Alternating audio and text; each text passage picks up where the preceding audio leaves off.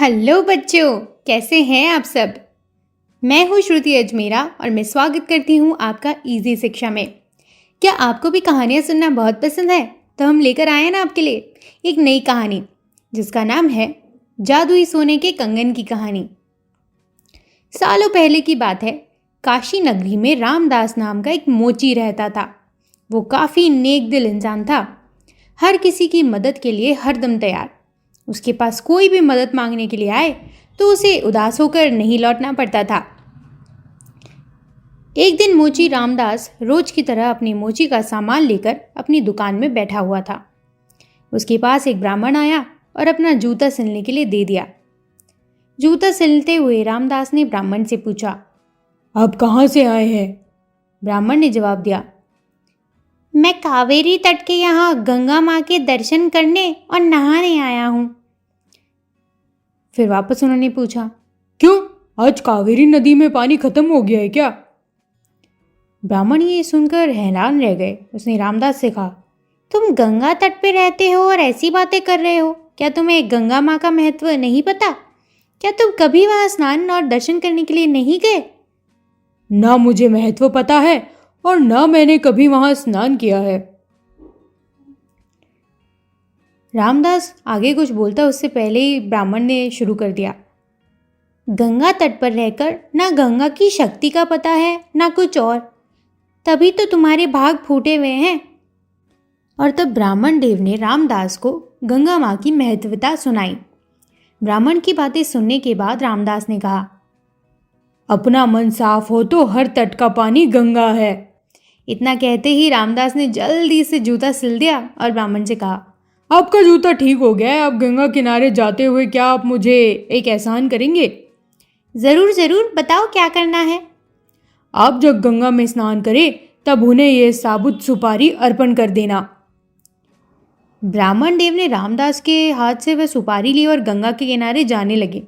वो स्नान करने के बाद ब्राह्मण देवता ने हाथ में सुपारी लेकर गंगा माँ को पुकारते हुए कहा, माँ, ये रामदास ने आपके लिए भेजा है, इसे स्वीकार करें।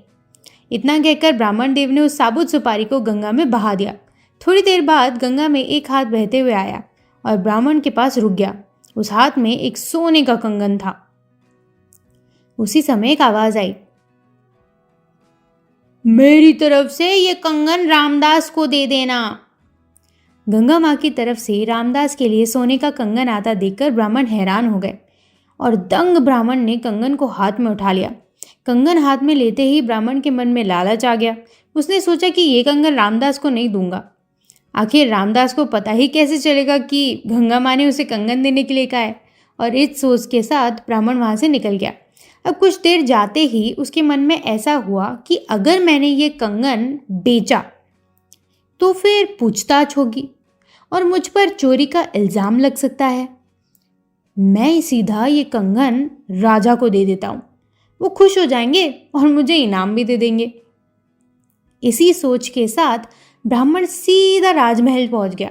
वहां पहुंचते ही राजा को प्रणाम करके उस ब्राह्मण ने उन्हें कंगन भेंट में कर दिया। अब उस कंगन की चमक से राजा और वहां पर दूसरे लोग दंग रह गए। अब राजा ने कहा, ब्राह्मण देव, ये कंगन देखकर तो लग रहा है मानो ये स्वर्ग लोक है। राजा ने वह कंगन अपनी पत्नी को दे दिया। पत्नी ने जैसे ही वो कंगन पहना वो खुश हो गई। तभी राजा ने ब्राह्मण से कहा, यह एक कंगन है, मुझे इसका दूसरा जोड़ा भी चाहिए। रानी दोनों हाथों में ये कंगन पहनेगी तभी उनकी शोभा और बढ़ेगी। ये सुनते ही ब्राह्मण के पसीने छूट गए। राजा ने तुरंत पूछा, क्या हुआ, आप परेशान क्यों हो गए? ये कंगन चोरी का तो नहीं है ना? तुरंत ब्राह्मण ने जवाब दिया, नहीं नहीं राजा साहब, ये चोरी का नहीं है। ठीक है, आप आज शाम तक दूसरा कंगन आकर मुझे दे दो, तभी मैं मानूंगा कि ये चोरी का नहीं है। ब्राह्मण ने घबराकर हाँ कर दी और वहां से निकल गया।